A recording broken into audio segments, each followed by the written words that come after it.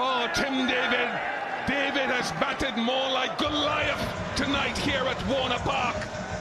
প্রথম দুই ম্যাচের সিরিজ হারের দুয়ারে থাকা ওয়েস্ট ইন্ডিজ রীতিমতো পাহাড় দাঁড় করেছিল অস্ট্রেলিয়ার সামনে।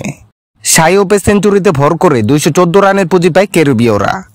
তবে সেই এভারেস্টময় রানটাই মামুলি হয়ে গেল অজিদের কাছে, কারণ টিম ডেভিড যে রীতিমতো তাণ্ডবই চালিয়েছে স্বাগতিক বোলারদের উপর। 37 বলে তুলে নিয়েছেন ক্যারিয়ারের প্রথম টি-20 সেঞ্চুরিটা।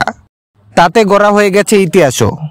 সে দানবী ইনিংসে ভর করে অস্ট্রেলিয়া 215 রান তাড়া করেছে 23 বল হাতে রেখে।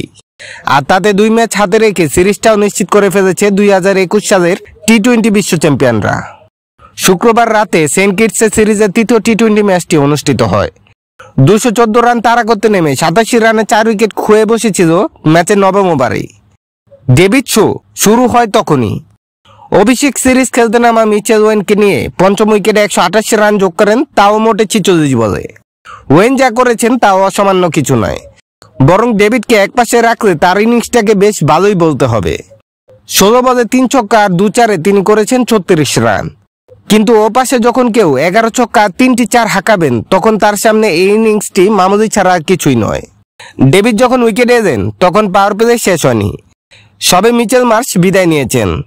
তার আগে ক্যারিয়ারে মোটে পঞ্চমবারের মতো ওপেন করতে নামা গ্লেন ম্যাক্সওয়েল আর জশ ইংলিশও ফিরে গেছেন সাজঘরে।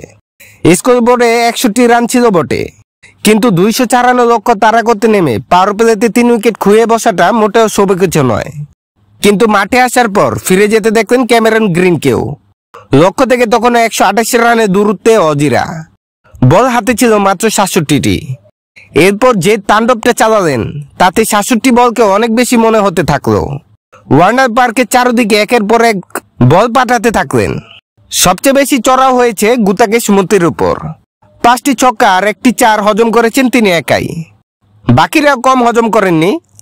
Aqil Hosein, Roston Chase, Romario শেফার্ডদের সবাই বাউন্ডারি হজম করেছেন তার সামনে। শেষমেশ 37 বলে সেঞ্চুরিটাও পূরণ করেন তিনি।